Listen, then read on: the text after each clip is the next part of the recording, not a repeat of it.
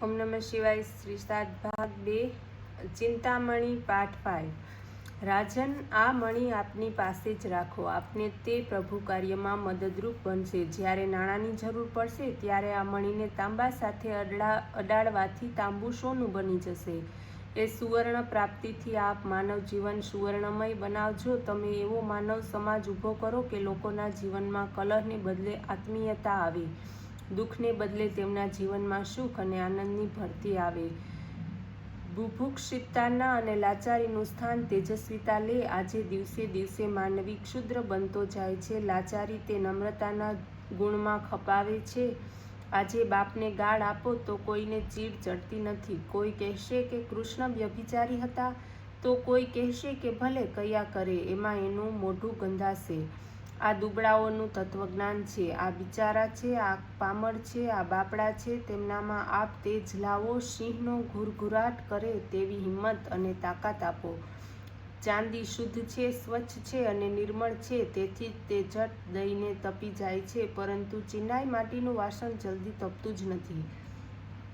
લોકોના જીવન આ ચિનાઈ માટીના વાસણ જેવા જ છે. તેમને તમે ચાંદીના બનાવો. પ્રભુ આપના કાર્યમાં મદદ કરો. આમ શેઠે રાજાને જણાવ્યું. થોડા જ સમયમાં રાજા ચંદ્રસેને પોતાની પ્રજાને તેજસ્વી અને સુખી બનાવી, કર્તવ્યનિષ્ઠ અને સુસાંસ્કૃતિક બનાવી.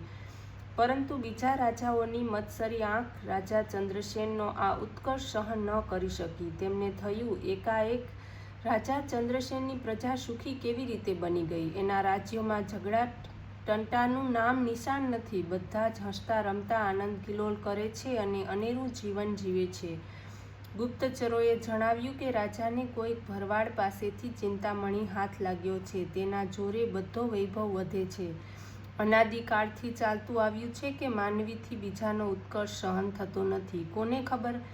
પણ માનવની આ અજબ વિકૃતિ છે કે પોતે જ સુખી રહેવો જોઈએ અને બીજો દુઃખી થવો જોઈએ.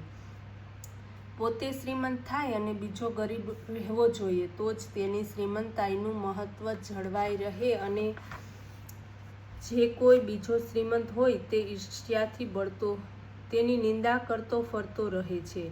તેની શ્રીમંતાઈનું કે વૈભવનું કોઈ મહત્વ નથી એમ માને છે. ચંદ્રસેન રાજાનો આ ઉત્કર્ષ સહન ન થઈ શકવાથી બીજા પડોશી રાજાઓએ તેના ઉપર ચડાઈ કરી. શ્રીકરે ચંદ્રસેનની પ્રજાને સંપૂર્ણ રીતે તૈયાર કરી. માનવી જીવનનું સાફલ્ય શામાં રહેલું છે તે સમજાવ્યું. ઋષિઓ અને સંતો માટે તેમના હૃદયમાં આદરભાવ નિર્માણ કર્યા. લોકોના પ્રભુ ઉપર વિશ્વાસ દ્રઢ બનાવ્યો.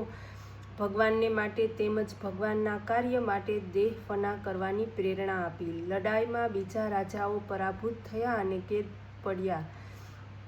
યુદ્ધને અંતે તેમને શ્રીકર પાસે ઊભા કરવામાં આવ્યા. શ્રીકરની દિવ્ય તેજસ્વી પ્રભા જોતા જ બધા નતમસ્તક થયા અને કહ્યું, રાજા ચંદ્રસેને અમને બધાને ગુલામ બનાવ્યા છે, માટે આપ અમારા ઉપર દયા કરી અમને મુક્ત કરાવો.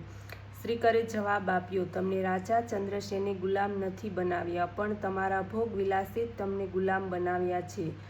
કોઈ દિવસે તમે વિચાર કર્યો હતો કે પ્રભુએ આ માનવ દેહ આપણને શા માટે આપ્યો છે? તમે ચંદ્રસેનનો ચિંતામણી હડપ કરવા આવ્યા હતા, તેનું રાજ્ય ખેદાન મેદાન કરવા આવ્યા હતા, તેનો વૈભવ જોઈ બળી રહ્યા હતા અને તેનો સર્વનાશ કરવાની દુષ્ટ યોજનાઓ ઘડી કાઢી.